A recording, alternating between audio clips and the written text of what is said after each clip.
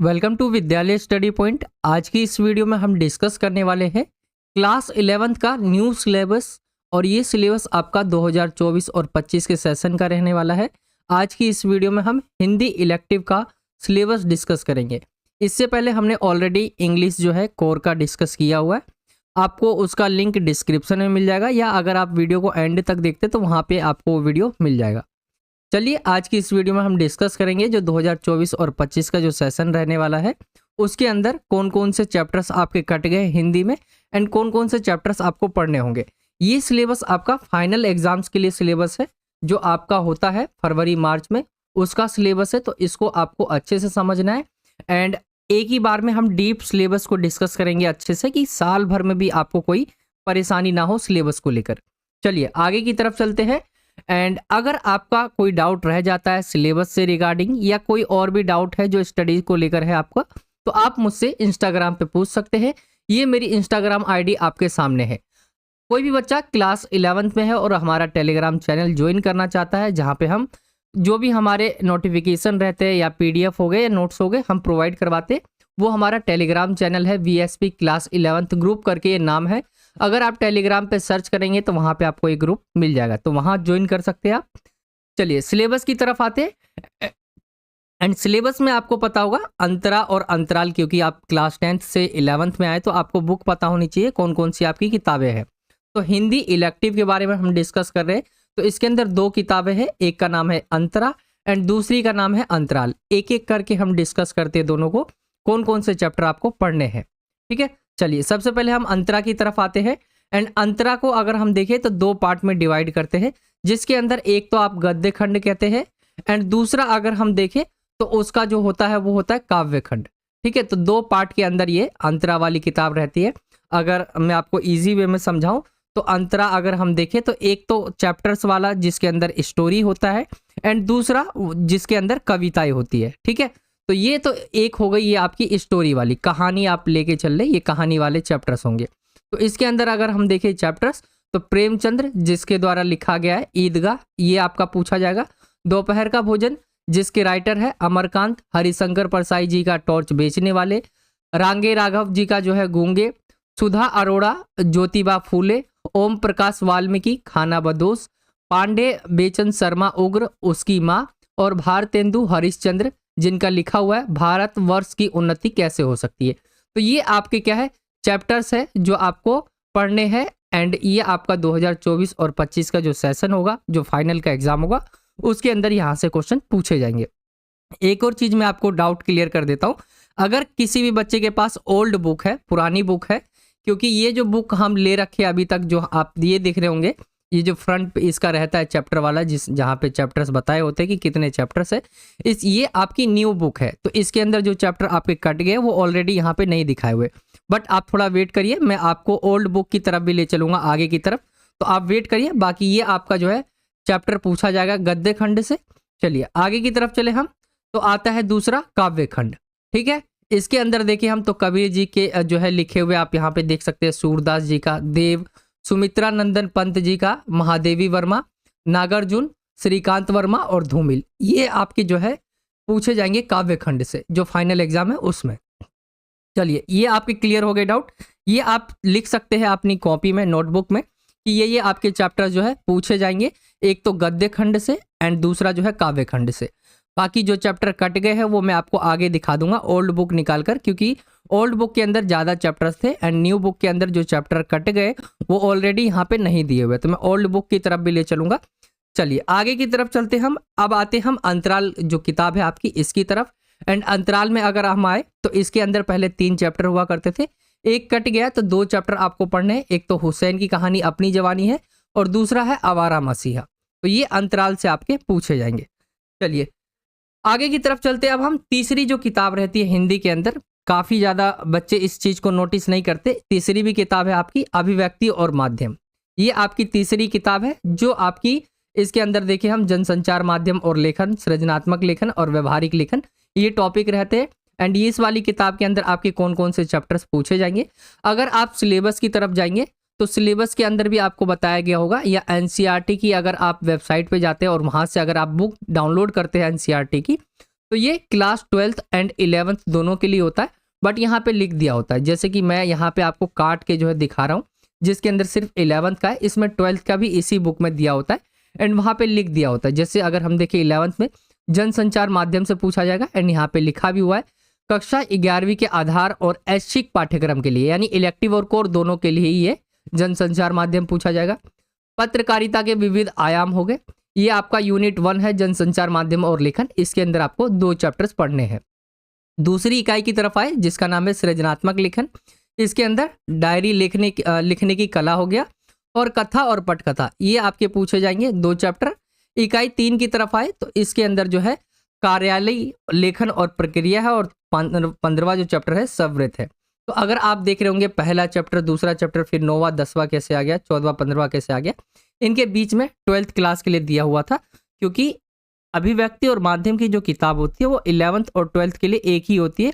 उसी के अंदर वो डिफाइन कर देते, बता देते कि ये क्लास 11th के लिए चैप्टर है, क्लास 12th के लिए।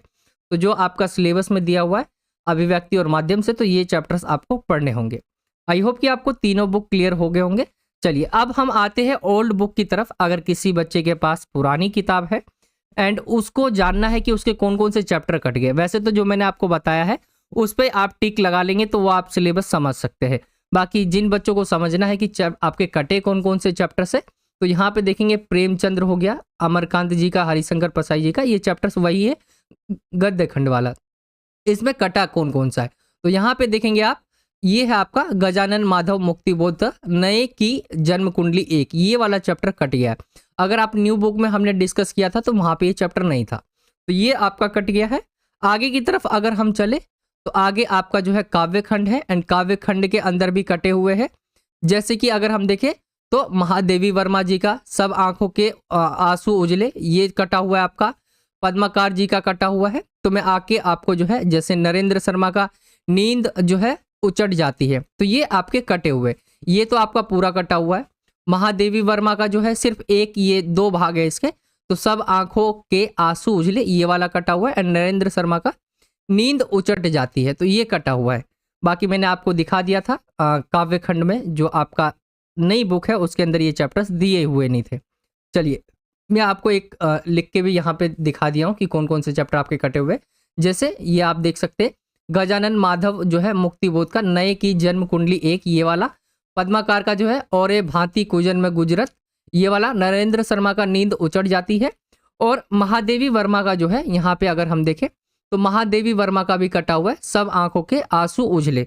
ये पूरा चैप्टर नहीं कटा है, बस इसका एक और पार्ट है जिसके अंदर जो है सब आंखों के आंसू उजले वाले जो पोयम है वो कटा हुआ है।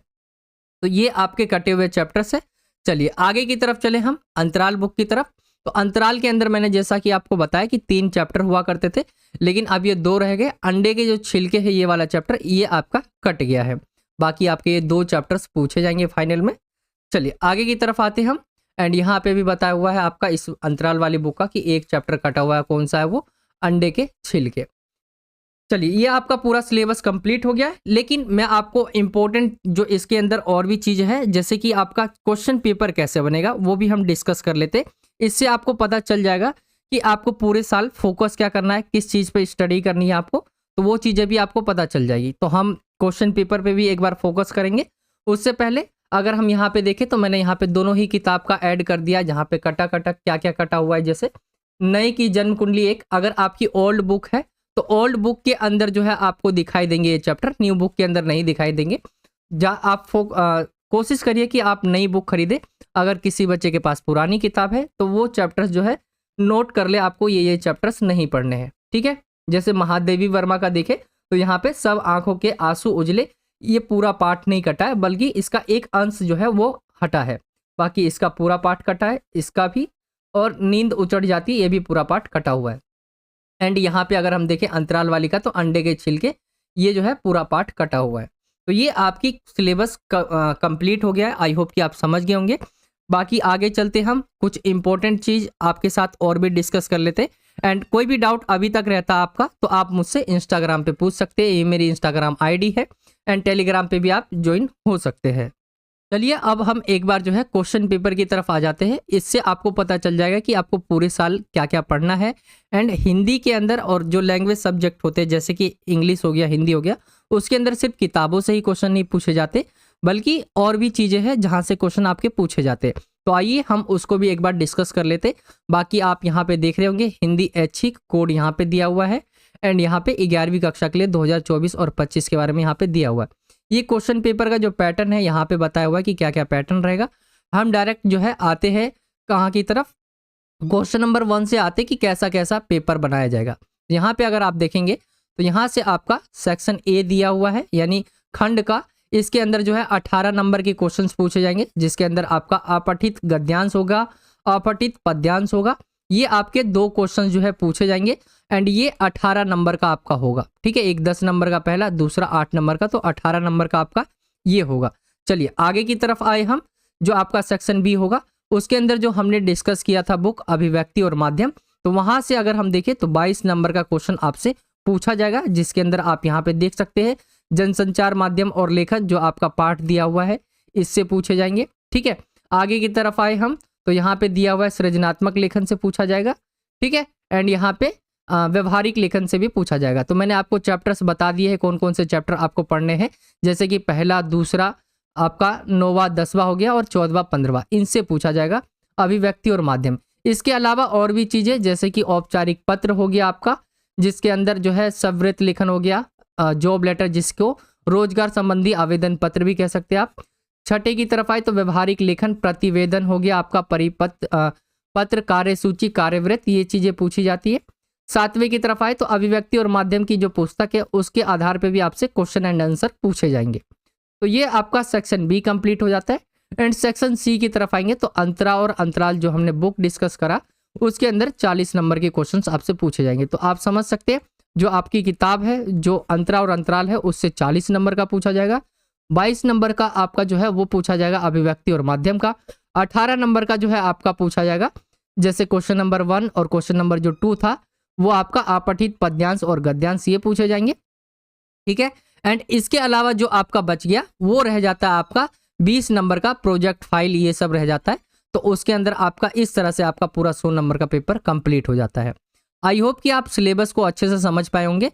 बाकी यहाँ पे परियोजना कार्य वाला देख सकते हैं, जैसे कि मैंने आपको बताया 20 नंबर का पूछा जाएगा, ठीक है। एंड यहाँ पे इन्होंने ये भी दे रखा है सिलेबस के अंदर, मैंने आपको ऑलरेडी ये दिखा दिया है अंतरा से और अंतराल से कौन कौन से चैप्टर नहीं पूछे जाएंगे। बाकी आई होप कि आपको समझ आ गया होगा हिंदी का सिलेबस। यही था आज का ये वीडियो अच्छा लगा तो वीडियो को लाइक करें। कोई डाउट रह जाता है आपका तो आप मुझसे इंस्टाग्राम पे जरूर कनेक्ट कर सकते हैं। वहाँ पे कोई भी डाउट हो आपका सिलेबस से रिगार्डिंग हो, चाहे स्टडी को लेकर हो, तो आप वहाँ पे मुझसे पूछ सकते हैं। आई होप कि आपको वीडियो अच्छा लगा होगा। वीडियो अच्छा लगा हो तो वीडियो को लाइक करें, ज़्यादा से ज़्यादा अपने दोस्तों में शेयर करें। एंड अगर आप हमारे चैनल पर नए हो तो नीचे आपको सब्सक्राइब का बॉक्स मिल जाएगा, जहाँ पे सब्सक्राइब लिखा होगा, आप उस पर क्लिक करने के बाद बेल आइकन को जो है ऑल पे सेलेक्ट कर लेना। इससे जब भी हम कोई नई वीडियो डालेंगे तो आप तक नोटिफिकेशन पहुंच जाया करेगी। बाकी ये आपका हिंदी का सिलेबस था। आप जरूर कमेंट करके बताइए क्या आपके कोई और भी डाउट्स है, तो मैं आपको वो भी क्लियर कर दूंगा। बाकी इंग्लिश इलेक्टिव का इंग्लिश कोर का हमने ऑलरेडी सिलेबस करवा रखा है, आप उसको भी एक बार जरूर देख लेना। चलिए यही था आज का वीडियो, मिलता हूँ आपसे अगली और एक्साइटिंग वीडियो में। जब तक के लिए जय हिंद, जय भारत, वंदे मातरम।